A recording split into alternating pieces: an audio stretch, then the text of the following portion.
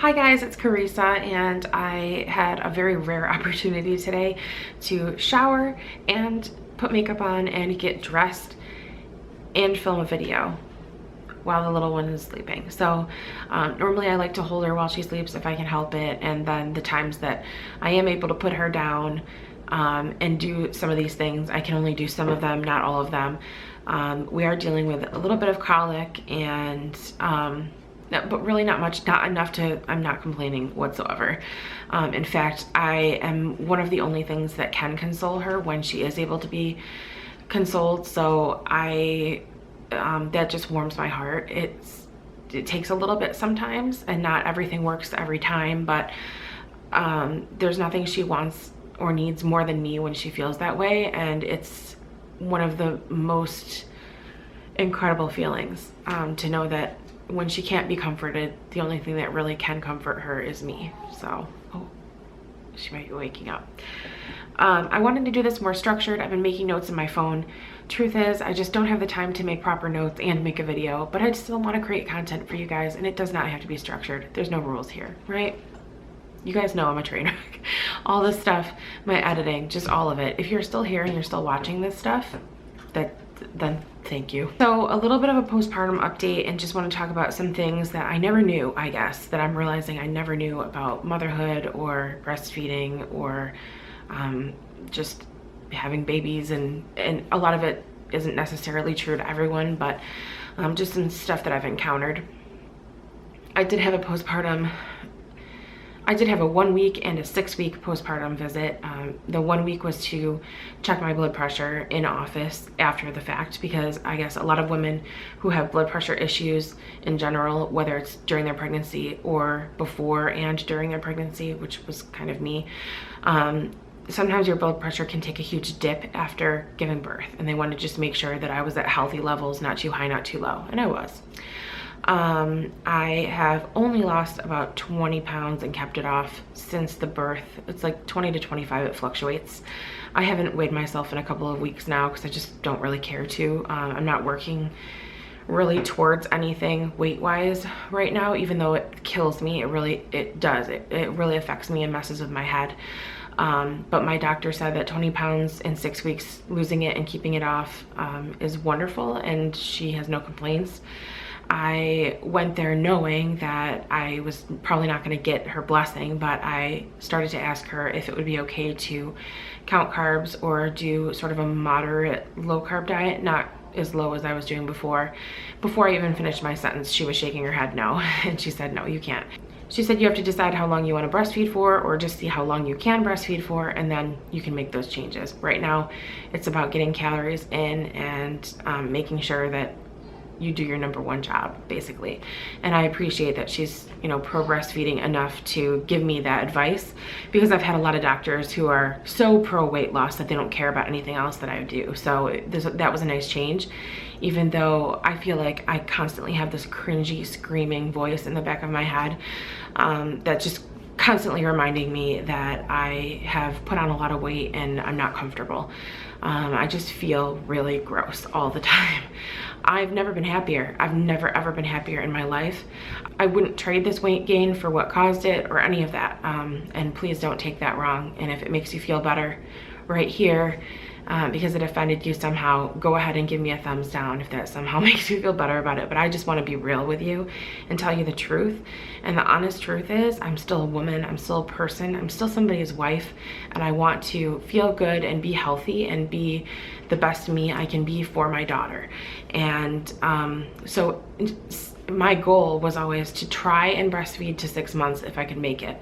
And I've been so surprised, almost more surprised that I was able to get pregnant and have a baby and have like a live, healthy birth.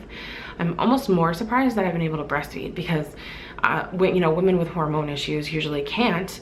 And I've heard a lot of people with PCOS say that they just tried and they just couldn't.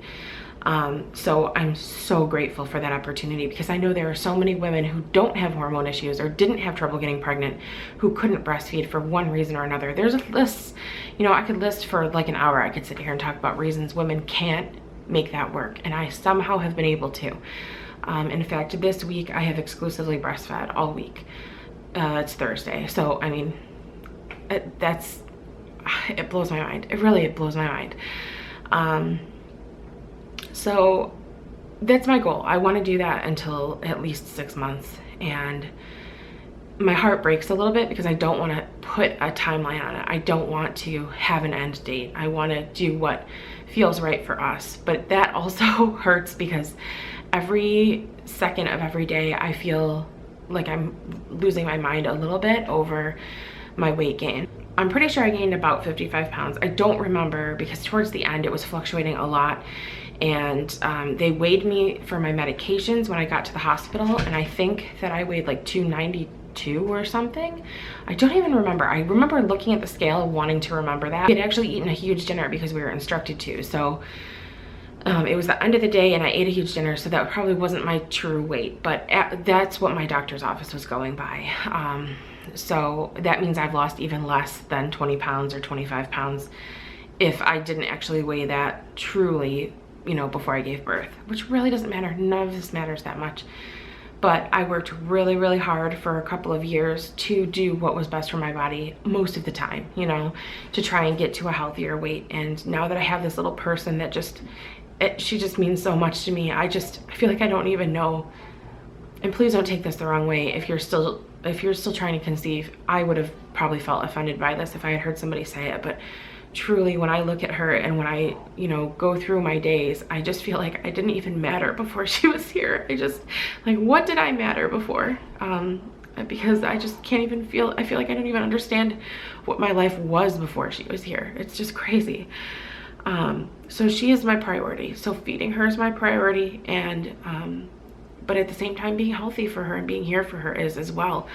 I don't want to put myself into a pre-diabetic state or any of that.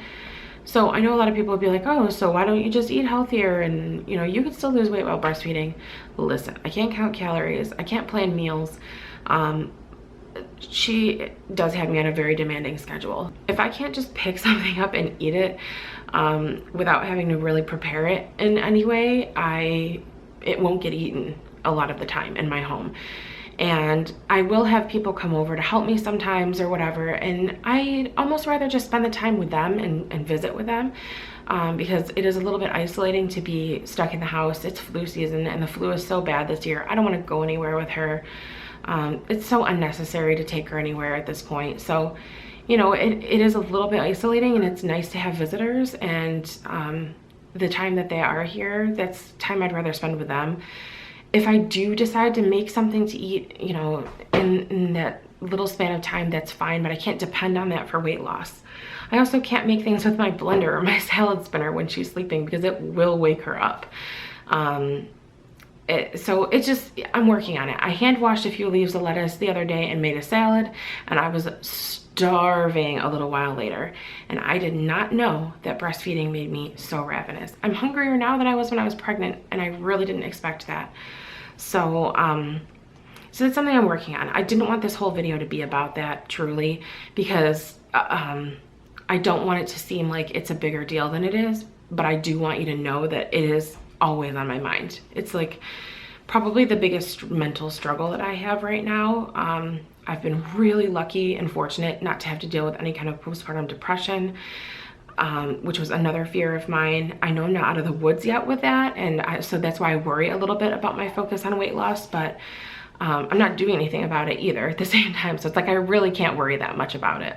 I'm healing really well though. My C-section scar, I haven't looked at it, but it feels good. I think I'm developing a keloid on the left side, on this side. Mike would call it my driver's side. And my sister and I have a high tendency towards keloids. I got a terrible one with my belly button piercing when I was in high school, and just various piercings over the years. She and I both have experienced that, and it's probably just something in our DNA that we don't scar well. So, which is fine because it's hidden under a big apron belly that, you know, I don't care that I have a scar. I had stretch marks on my stomach and breast long before pregnancy, so I don't even care about that, but that's just an update to let you guys know. I thought that healing would be a lot worse with a big apron stomach, a paniculus like I have, because with PCOS and insulin resistance, all my weight is not all my weight, you know, I got it other places, but the majority of my weight is in my stomach. So I thought the healing process would be a lot worse, and it would be a lot harder to heal a big open wound underneath a giant heavy stomach, but it wasn't. And I marvel at what has happened in the last few weeks, and that it was even possible. I also can't believe how many problems I'm having with the lighting on my new camera, so I'm really sorry I haven't had time to dedicate to look into that. So we were told that we could have intercourse after 2 weeks. I feel like a lot of people, it's 6 weeks no matter what kind of delivery they have, 6 weeks or longer. And I didn't realize that after having a C-section and no attempt at pushing whatsoever and only partial dilation, that I would have such a painful experience with intercourse. I mean, it wasn't enough to stop or anything, but I was shocked at, and I actually Googled it because I was curious that if a lot of women experience that, and they do. I've never heard of that before though, that you're affected so much vaginally, which it all makes sense now, you know, that I've thought about it. And I didn't talk to my doctor about it because it went away, but if it continued, I was going to say something. I also felt a little uncomfortable where I had obviously had a catheter placed, and I've never had that before, and that took a little while to go away. I just kind of felt like I got the creeps whenever I had to pee. There was just this weird creepy sensation every time I peed, but it would go away, and that went away after like 3 or 4 weeks. There she is. There's my little Vera. Well, she is awake now, so I'm gonna go spend some time with her and give her some lunch. We're doing really great. We're doing so great, and I'm really hoping to make regular videos for you guys soon. But I'm really enjoying all of my time with her, all the snuggles, and just the days go by really fast. I'm just sitting here with her most of the time, but the days just fly by, and I know it's never gonna stop. So I'm just trying to enjoy it as much as I can, and I just do. I enjoy it so much. So I just wanted to touch base with you guys and talk to some stuff, talk to you about some postpartum stuff, I guess, and get it out of the way. I don't want to focus too much on it because a lot of it can sound negative when it really isn't. And a lot of the people who probably would have thought that haven't made it this far into the video. So I don't know, and I don't know why I care so much about that, but it sucks to take the time, to carve the time out that I could be spending with her to make videos that people are just gonna get upset about. So I don't want to talk about this stuff too much more, but I hope you guys appreciate hearing some of it. And I don't know, it's just preparations for some of you who are going to be going through it soon, and hopefully a lot of this, I mean, I couldn't have had an easier pregnancy, and honestly an easier delivery considering the circumstances. So that's it. I'm gonna lose my battery now. I'm pretty sure of it. So thank you so much for watching and for sticking with me and for following my other social media just to kind of stay in touch with me between videos. And I hope you guys are all doing really well. I'll talk to you soon, soonish. Okay, bye.